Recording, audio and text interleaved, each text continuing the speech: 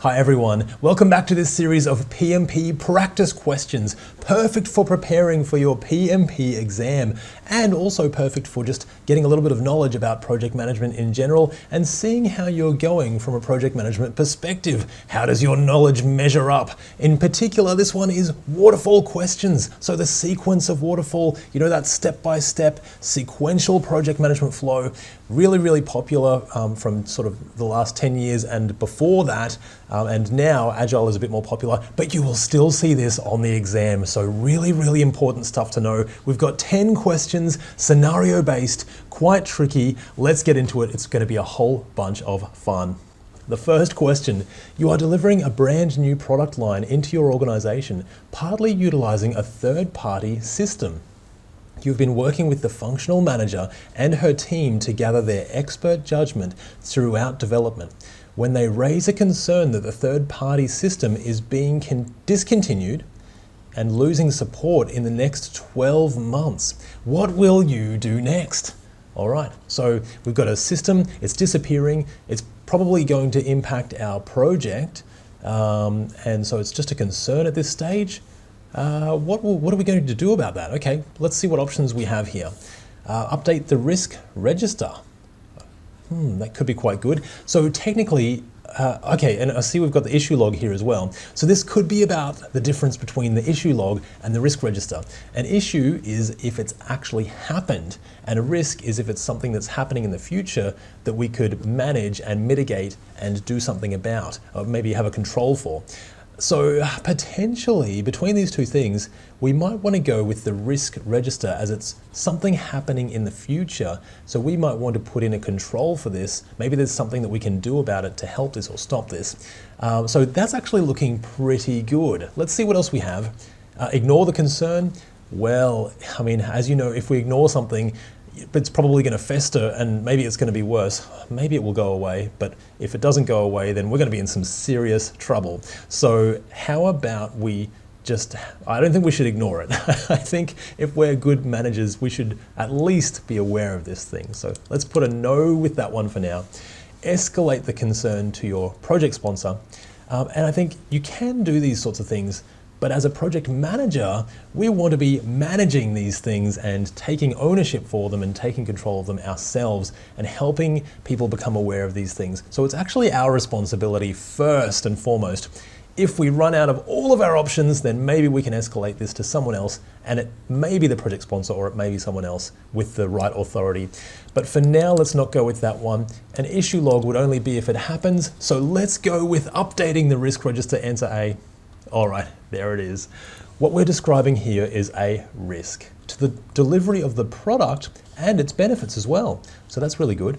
A risk can get discovered at any point of time in the project, and all identified risks can be recorded to the risk register throughout the life cycle of the project anytime. So that's good to know. One of the outputs of identifying risks is the updated risk register in the PMBOK guide, and there it is, page 409 under identifying risks, if you want to check that out in the PMBOK guide for yourself. PMBOK 6th edition, which is more waterfall, centric, even though it still has some agile tips and tricks and methodologies in there, but a really wonderful book. Very big though, so this will take you straight to the source material. How did you go? I thought that was great. Nothing like starting off with a question on risk. Oh, you've got to love that. All right, let's see what we've got next. You have joined a car manufacturing company as a new project manager.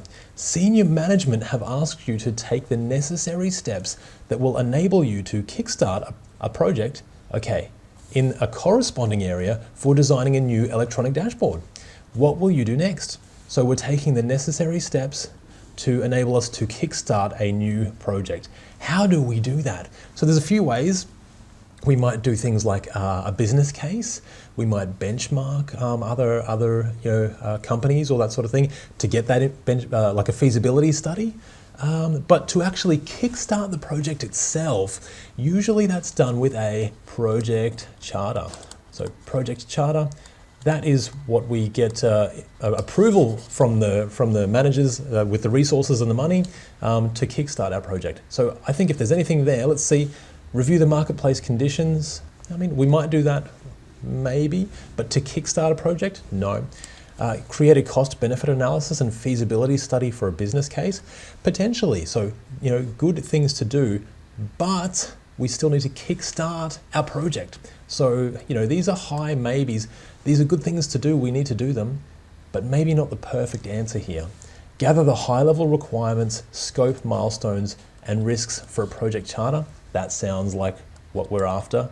And we're getting that scope and that feasibility, and the milestones, what's going to go into this project at a very, very high level. So we're sort of gathering all those things as well. Start the project through a kickoff meeting immediately and begin gathering resources. Well, that might be jumping ahead a little bit too far.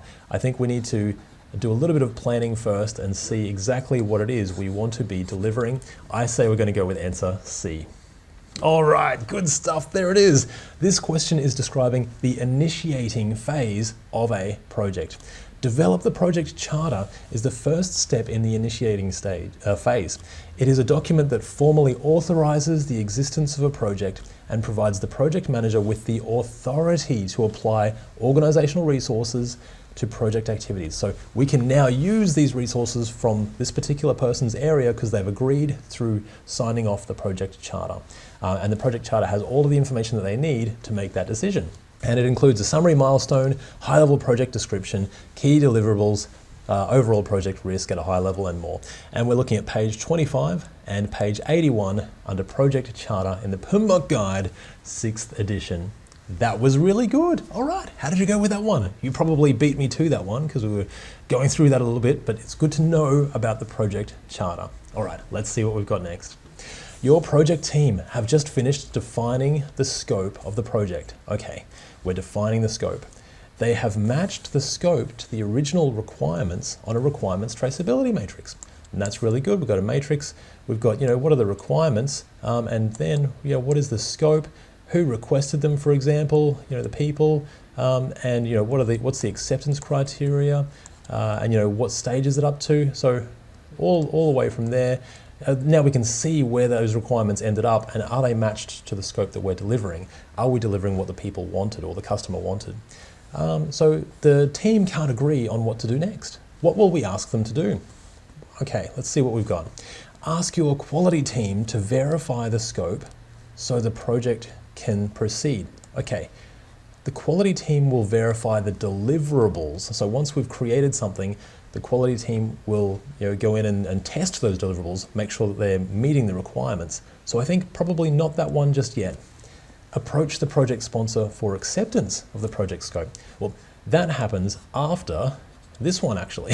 So I think that's jumping ahead even further. So first we verify that they're correct or validate them, then we verify the deliverables with the project sponsor. Okay, break down the scope into activities and place them on a project schedule.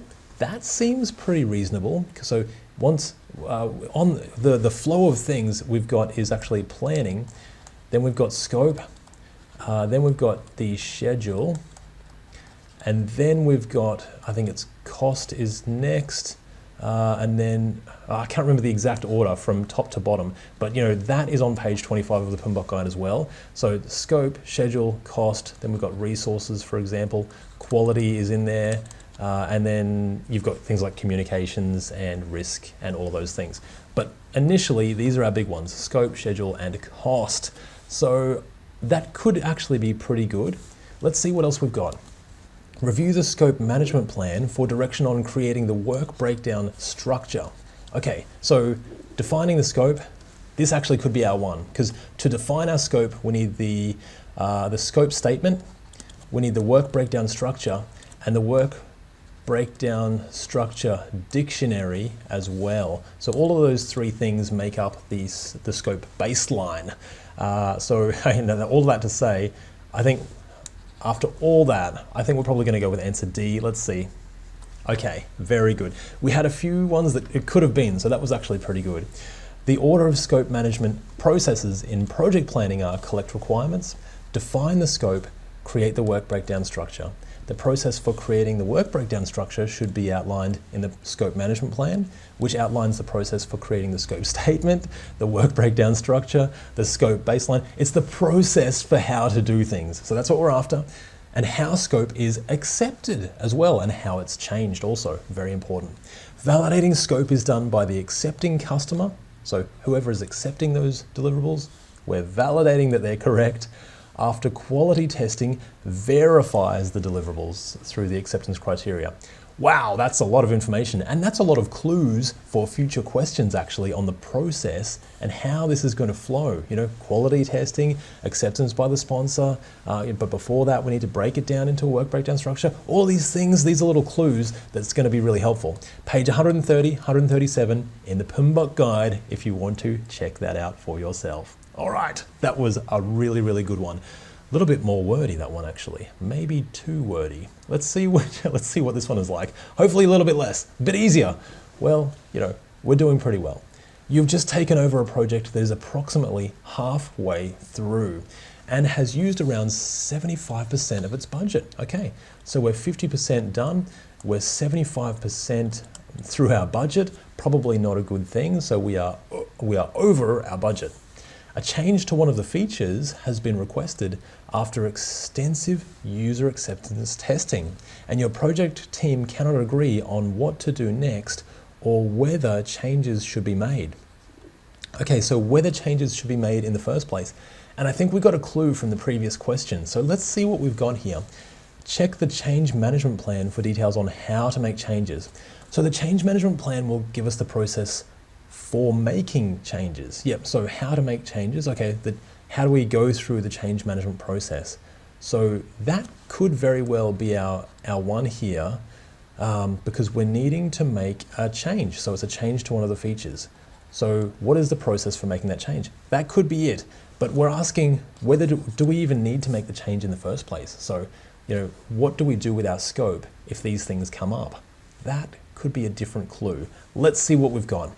Check the requirements traceability matrix for how the requirements should be traced. Okay, that's a good thing to do, but probably not applicable for us here. So yes, we want to trace those requirements to the scope, but we want to make a change here, so not for us. Blame the previous project manager loudly. Oh, fantastic. For not having a process to deal with this situation. Okay. Oh, now, you know, while we might want to do this, and sometimes you've probably seen people do this in their jobs or in their careers as well, blame everyone else except for themselves. But at some point, someone has to take responsibility. So even if it is someone else's fault, let's take this one and let's be the responsible person. I think let's not put this one for now, even though it could be a bit of fun. Check the scope management plan for details on how to manage the scope. And here's the trick. So this one I love. This one is also good because it has the process for managing scope when there are changes. So what's the change control process? And that's for scope, and that's in the scope management plan. So because we're asking whether or not we actually even need to make changes in the first place, maybe we can't make changes at all and everything's just locked in place. We don't know that unless we check the process for managing our scope. So when we know that we do need to make a change, then we can do the change management plan. So I think this is quite a tricky one, a little bit very tricky actually, but I think we're going to go with answer D. And there it is. Okay, that could have gone wrong. But I mean, those two were both very good. A change management plan defines the process for managing change on the project. That's what we want.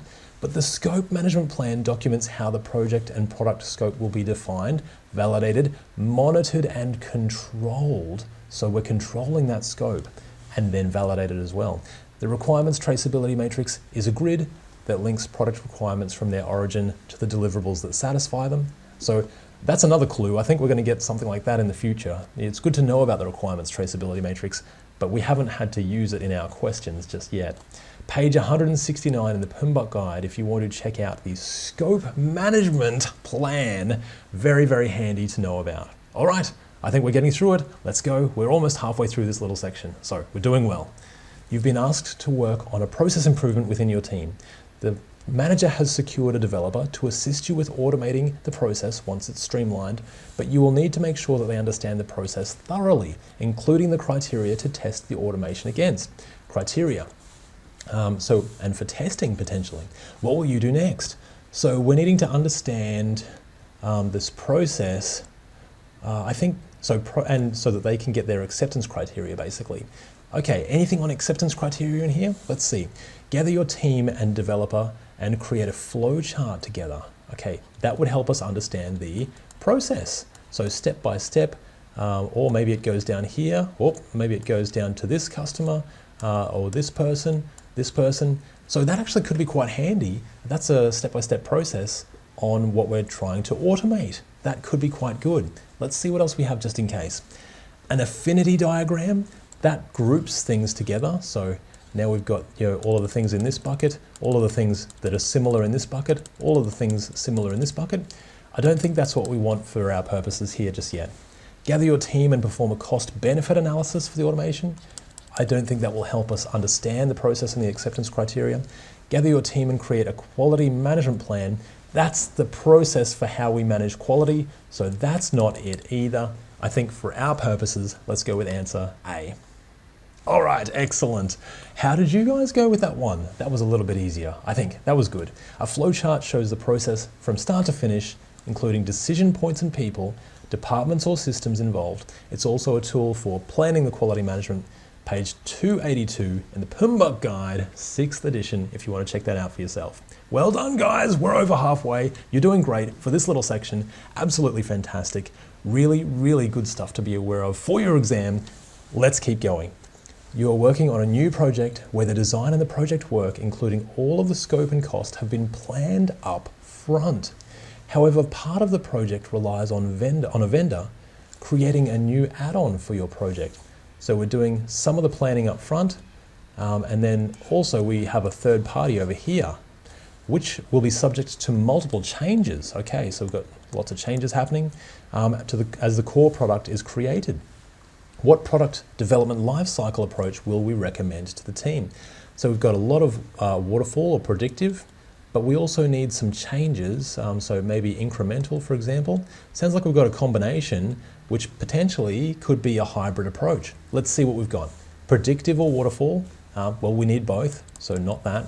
Iterative is where we're iterating, so we have one big bang, but we're iterating until we get to that one big bang. So we're getting a bit of improvement, check and improvement until we release in one go. That's iterative. That could be okay. Let's see what else. An incremental approach, that's where we're delivering something here. We're delivering in increments until it's all delivered. So usable features.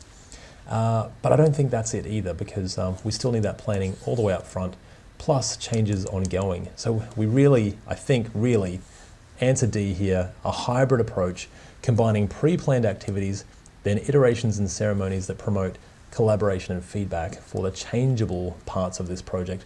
I think we're going to go with answer D here. And there it is. That was good. All right. I think we got that from the outset. That was pretty good, that one.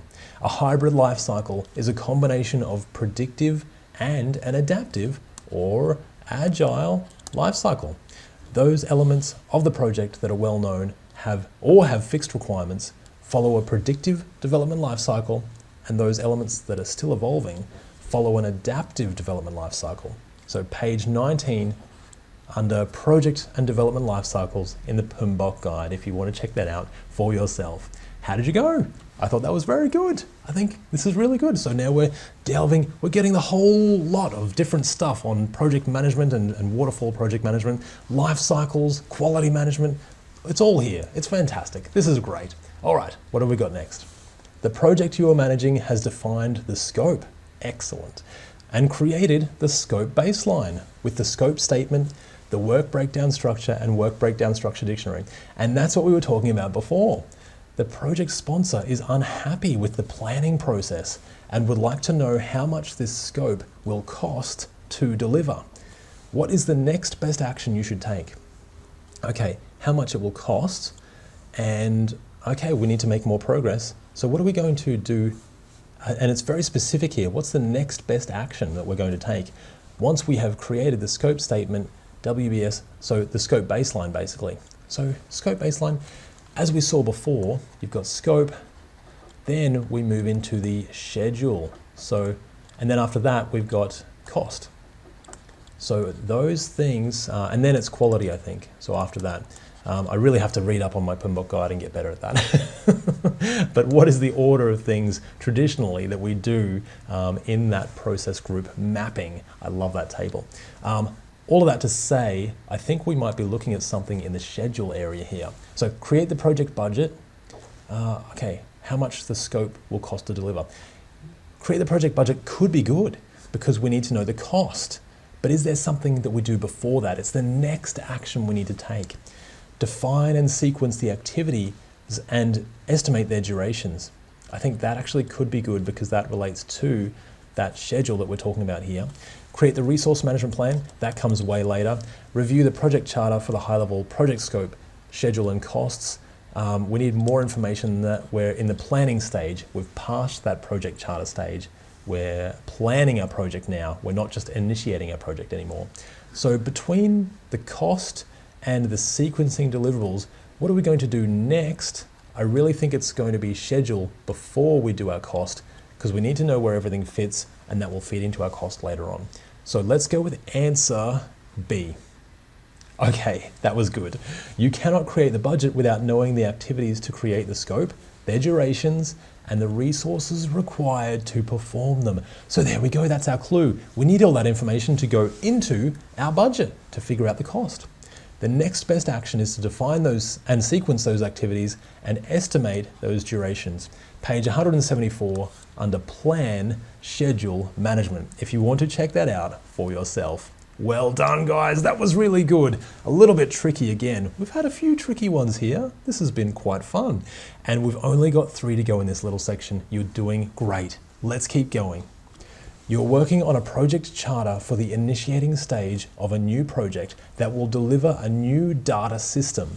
You approach your enterprise data team and ask them for an estimate to deliver these changes. However, your project sponsor believes a third-party vendor. Okay, oh, here we go. I like this. So we've got our enterprise data team internally, but our project sponsor wants a third-party vendor to do it.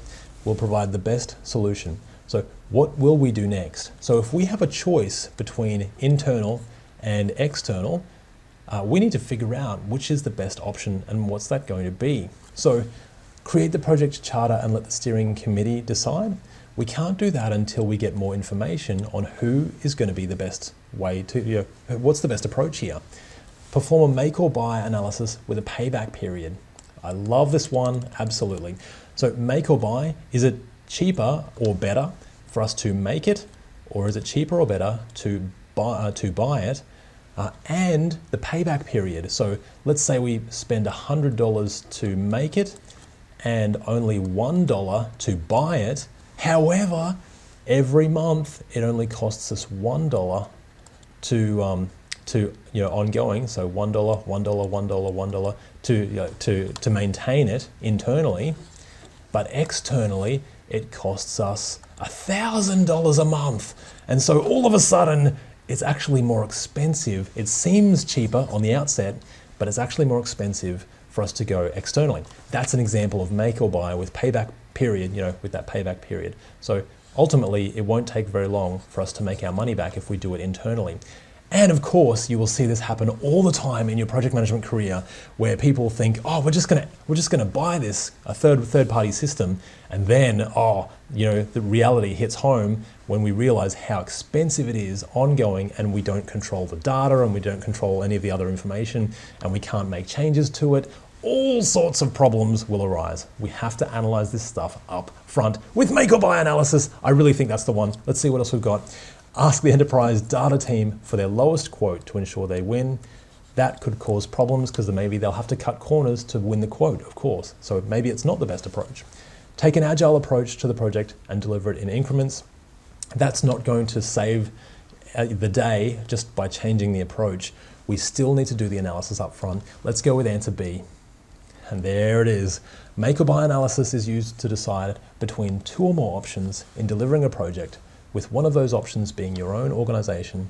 It may include a payback period, which is the initial outlay versus ongoing costs for each. Could include net present value, cost-benefit analysis, and more. And we're at page 473 under data analysis in the PMBOK guide. Very good stuff. All right, let's get going. We're nearly there, only 2 questions to go in this section. You're working on a project where the functional manager is unhappy with the changes being brought about to his part of the organization.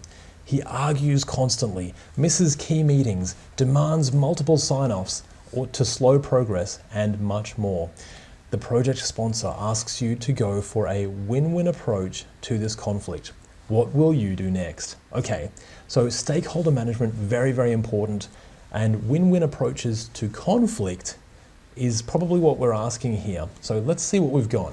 Smooth and accommodate, emphasizing areas of agreement. Smooth and accommodate. If we're accommodating someone, we're losing a little bit while they win. So it's a lose-win situational scenario. Let's see what else. Collaborate and problem solve with the manager. Collaborate and problem solve is where we're problem solving and trying to help ourselves and them, and they're problem solving and trying to help themselves and us as well. We're going for a win-win approach. Very, very difficult to do, but problem solving is the way you do it. I think answer B is going to be our one. Compromise and reconcile with the manager. I think, or actually, smooth and accommodate could be lose-lose, you know. I think it's something similar. This could be lose-win. So lose-win, compromise, because we're compromising and trying to reconcile with the manager. Forcing and direct is when, if we're forcing someone, we're trying to win while they lose something. So overall, let's go with answer B for a win-win approach. And there it is. This is a question on managing conflict. Smoothing and accommodating is lose-win. Compromising and reconciling is a lose-lose. There you go. Forcing your viewpoint is win-lose. The only problem solving and collaborating can end in a win-win. And we've got page 348 under conflict management, if you want to check that out in the PMBOK guide. And you know what else I want to check out is the last question in this little section, and you guys have done an amazing job. Let's see what this last question holds. You're working on a large multi-year project. You realize that the estimates from a year ago are extremely inaccurate, and the project is now off track. You would like to try a different approach that gives a high-level view of future work and a detailed view of near-term work. Okay, this is good. What are you going to do next? So I think what we're talking about is the approach here. We just need a high-level view of the future work, but a really detailed view of the stuff that's coming up, soon. So what do we call that? I think I have a good idea here. Recommend a decomposition approach? Not quite. That's more like your work breakdown structures, for example. Recommend the process in the schedule management plan? Maybe, but I think we're trying to change that process here actually, so maybe not. Recommend an iterative approach to development. That's where we're iterating towards success and delivering in one big bang. Probably not related here, but what we are doing is recommending a rolling wave planning approach. Rolling wave planning where we're planning in detail and then rolling that on, and then the next bit we plan in detail, but we have a good idea, like a high-level idea of the future. Plan that and do that, and then as that gets closer, we plan the next bit in detail, so it's always rolling, always rolling, always rolling. And what else is rolling? Answer D, let's try it. There it is. Rolling wave planning is when you plan near-term work in detail and future work at a high level, page 185, rolling wave planning in the PMBOK guide. And that has been a wonderful, wonderful way to finish this little section. You guys are doing absolutely fantastic. But you know what else? You're doing something that's really, really important. It's important for your life because project management is everywhere, and it's just going to help your career so much. I cannot tell you how much it's helped my own career because projects are really everywhere. This stuff is truly going to help your life and your career. Keep going, and I hope to see you in the next video. Bye for now.